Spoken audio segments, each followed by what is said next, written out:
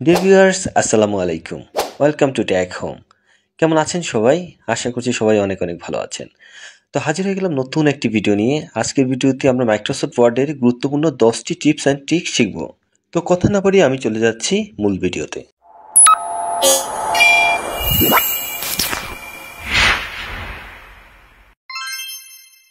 এক নম্বর ট্রিক্সে আমরা দেখব অটো কারেক্ট ফাংশনের মাধ্যমে কিভাবে আমরা কোনো কিছু সেভ করব এবং সেটা খুব সহজেই টাইপ করব।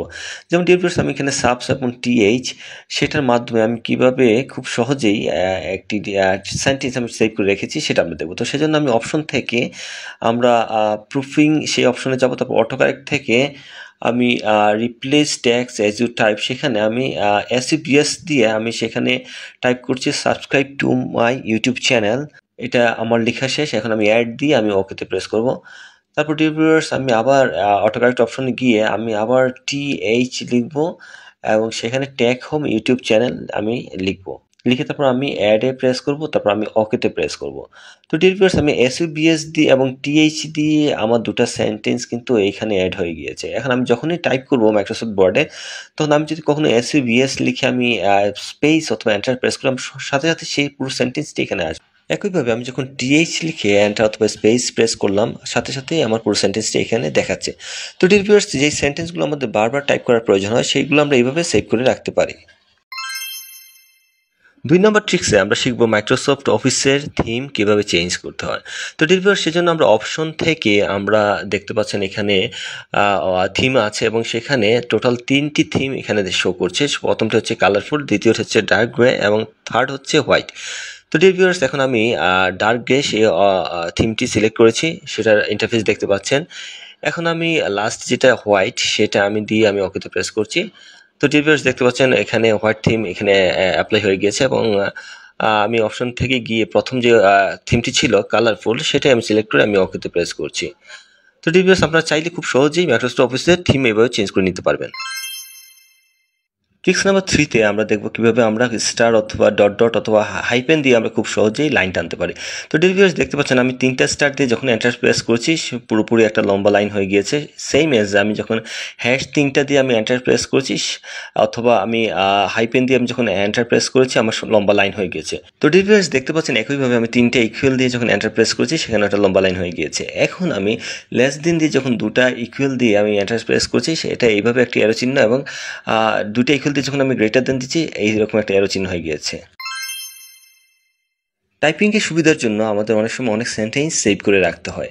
তো ডিয়ার ভিউয়ার্স, ট্রিক্স নাম্বার 4-এ আমরা শিখব কিভাবে আমরা এই সেন্টেন্সগুলো সেভ করে রাখতে পারি।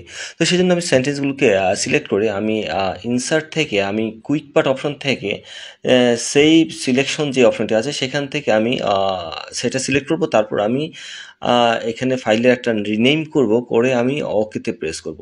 তো আমি ডকুমেন্ট 1 নামে ফাইলটিকে সেভ করছি, তারপর আমি ওকেতে প্রেস করছি। তো ডিয়ার ভিউয়ার্স, এখন যে নিচে যে সেন্টেন্সটি আছে সেটাকে আমি সিলেক্ট করে আমি ইনসার্ট থেকে আমি কুইক পার্টে যাব, তারপর হচ্ছে নিচে যে সেভ সিলেকশন আছে সেটা সিলেক্ট করব। আমি এই ফাইলটি এখানে ডকুমেন্ট 2 নামে সেটাকে আমি সেভ করে নিচ্ছি। তো ডিয়ার ভিউয়ার্স, এখন আমি এই সেন্টেন্সগুলোকে ডিলিট করে দিচ্ছি। এখন আমার যখনই টাইপিংয়ের সুবিধার্থে আমার এই সেন্টেন্সগুলোর প্রয়োজন হয়, আমি কুইক পার্ট থেকে এই সেন্টেন্সগুলো ডকুমেন্ট 1 2 নামে আছে এবং সেটাতে ক্লিক করার সাথে সাথেই সেটা আমার এখানে পেস্ট হয়ে যাচ্ছে। একইভাবে আমার যখন অন্য সেন্টেন্সটির প্রয়োজন আমি কুইক পার্ট থেকে সেটিকেও এখানে পেস্ট করে নিতে পারছি। ট্রিক্স নাম্বার 5-এ আমরা দেখব কিভাবে একটি ইমেজকে মাইক্রোসফট ওয়ার্ডে সেট করতে হয় এবং সেটার ব্যাকগ্রাউন্ড রিমুভ করতে হয়। তো ডিয়ার ভিউয়ার্স, আমি আমার ডেস্কটপে থাকা একটি ইমেজকে আমি সিলেক্ট করে নিচ্ছি। তো তারপর আমি ইমেজটিকে ক্রপ করব। আমি সেটাকে নিচের যেই কর্নার আছে সেখান থেকে আমি ড্র্যাগ করে সেটাকে আমি রিসাইজ করে নিচ্ছি। তারপর ডিয়ার ভিউয়ার্স, দেখতে পাচ্ছেন উপরের যে বাম কোণায় সেখানে রিমুভ ব্যাকগ্রাউন্ড যে অপশনটি আছে আমরা সেটা সিলেক্ট করব। তো আমি উপরে যে রিমুভ ব্যাকগ্রাউন্ড আছে সেটাকে সিলেক্ট করছি। তো ডিয়ার ভিউয়ার্স, দেখতে পাচ্ছেন আমার এখন আমি ক্রপ করে আমার যতটুকু প্রয়োজন আমি ঠিক ততটুকু আমি এখানে ক্রপ করে সিলেক্ট করে নিচ্ছি। তো ডিয়ার ভিউয়ার্স, দেখতে পাচ্ছেন আমি ক্রপ করে আমি সিলেক্ট করে নিচ্ছি। এখন দেখতে পাচ্ছেন এখানে কিছু অংশ সেটা এখানে সিলেক্ট হয়নি, সেটাকে আমি উপরে বাম কোণায় প্লাস যে চিহ্ন মার্ক এরিয়া টু কিপ সেটা সিলেক্ট করে আমি সেই অংশটুকুকে আমি সিলেক্ট করে নিচ্ছি। তো রিভিউয়ার্স দেখতে পাচ্ছেন সেই অংশটুকু এখানে সিলেক্ট করার পর সেটা এখন শো করছে। তো এইভাবে আমার যে অংশগুলো অ্যাড এবং ডিলিট করার প্রয়োজন আমি উপরে প্লাস এবং মাইনাস চিহ্ন দিয়ে সেগুলোকে আমি অ্যাড এবং রিমুভ করে নিতে পারছি। তো রিভিউয়ার্স দেখতে পাচ্ছেন আমি আমার যে অংশগুলো এখানে রিমুভ হয়ে গিয়েছিল সেগুলোকে আমি অ্যাড করে নিচ্ছি। তারপর আমি উপর যে কিপ চেঞ্জ যে অপশনটি আছে সেটাতে আমি সিলেক্ট করছি। তো রিভিউয়ার্স আমার ব্যাকগ্রাউন্ড টোটালি রিমুভ হয়ে গিয়েছে। এখন আমি এই ইমেজটিকে আমার উপর যে সেন্টেন্স আছে সেখানে আমি সেট করব। তো সেজন্য ইমেজের উপরের যে ডান কোণে যে অপশনটি আছে সেখান থেকে অনেকগুলি লেআউট দেওয়া আছে, আমি লেআউট সিলেক্ট করছি। দেখতে পাচ্ছেন আমি ইমেজটিকে সেন্টেন্সগুলোর মাঝে আমি সেট করছি। এখন আমি আরেকটি লেআউট সিলেক্ট করছি। তো রিভিউয়ার্স দেখতে পাচ্ছেন এই লেআউটের মাধ্যমে আমি এই ইমেজটিকে ঠিক এইভাবেই এখানে আমি এখানে সেট করতে পারছি। এখন আমি আরেকটি লেআউট সেট করে নিচ্ছি উপরের ডান কোণায় দেখতে পাচ্ছেন।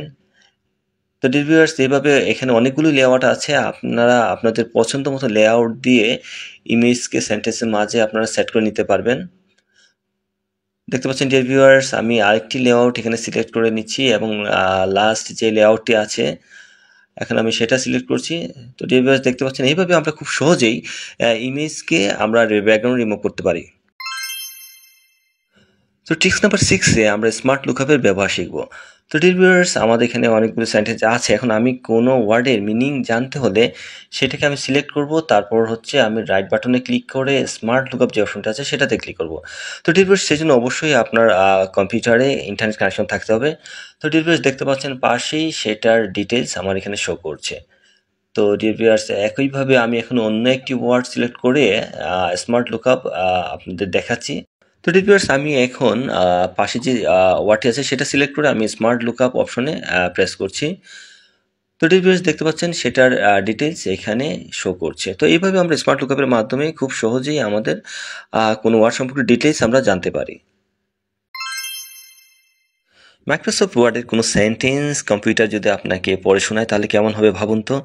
তো সেটাই আমরা ট্রিক্স নাম্বার 7-এ শিখব। তো সেই জন্য আমরা উপরের বাম কোণায় কার্সর রেখে আমরা তারপর ডানে ক্লিক করে আমরা যে মোর কমান্ডস যে অপশনটি আছে সেটাতে আমরা যাব। তারপর হচ্ছে এখানে আমরা অল কমান্ড সিলেক্ট করব। তারপর আমরা ড্র্যাগ করে নিচে যে স্পিক যে অপশনটি আছে সেটা আমরা এখানে অ্যাড করে নিব। তো রিভিউয়ার্স আমি এখন অ্যাড করে নিচ্ছি, নিয়ে আমি ওকেতে প্রেস করছি। দেখতে পাচ্ছেন আমার স্পিক অপশনটি এখানে শো করছে। তখন আমি যখন সেন্টেন্সটিকে সিলেক্ট করব তখন তারপর আমি স্পিক অপশনে আমি প্রেস করব। For instance, NPL of the country's banking system increased 8.53% in March 2022 in contrast to 7.93 in December 2021, according to BB Selected Economic Indicator released on July 7, 2022. তো রিভিউয়ার্স এভাবে খুব সহজেই মাইক্রোসফট ওয়ার্ডে আমরা স্পিক অপশনটি ব্যবহার করতে পারি। ট্রিক্স নাম্বার 8-এ আমরা রিবন ডিসপ্লে অপশনের ব্যবহার শিখব। উপরের ডান কোণায় রিভিউয়ার্স দেখতে পাচ্ছেন সেখান থেকে আমরা অটো রিবন যে অপশনটি সেটা আমরা সিলেক্ট করছি। তো রিভিউয়ার্স দেখতে পাচ্ছেন এখানে ফুল স্ক্রিন দেখাচ্ছে। অনেক সময় মাইক্রোসফট অফিসে আমাদের এভাবে বড় করে ফুল স্ক্রিনে লেখার প্রয়োজন হয়, তো আমরা এই অপশনটি সিলেক্ট করতে পারি। তো রিভিউয়ার্স পরে যে অপশনটি শো ট্যাবস সেটা আমরা এখন দেখব। আমরা সহজ ট্যাবস সিলেক্ট করছি।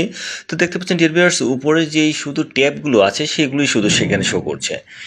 এখন আমরা 3 নম্বর যে অপশনটি আছে শো ট্যাবস অ্যান্ড কমান্ডস আমরা এখন সেটা সিলেক্ট করব। তো রিভিউয়ার্স দেখতে পাচ্ছেন এখানে সবগুলো ট্যাবস আমার কমান্ডস শো করছে। ট্রিক্স নাম্বার 9-এ আমরা শিখব কিভাবে মাইক্রোসফট ওয়ার্ডকে লক করতে হয়। তো রিভিউয়ার সেজন্য আমরা রিভিউ অপশন থেকে রেস্ট্রিক্ট এডিটিং যে অপশনটি আছে সেটা সিলেক্ট করব।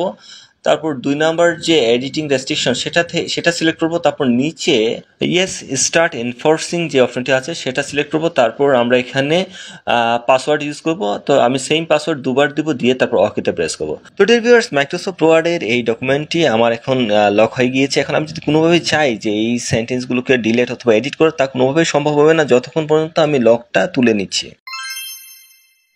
ট্রিক্স নাম্বার 10-এ আমরা শিখব কিভাবে মাইক্রোসফট ওয়ার্ডের কোনো সেন্টেন্সের প্রত্যেকটি ওয়ার্ডে আন্ডারলাইন দিতে হয়।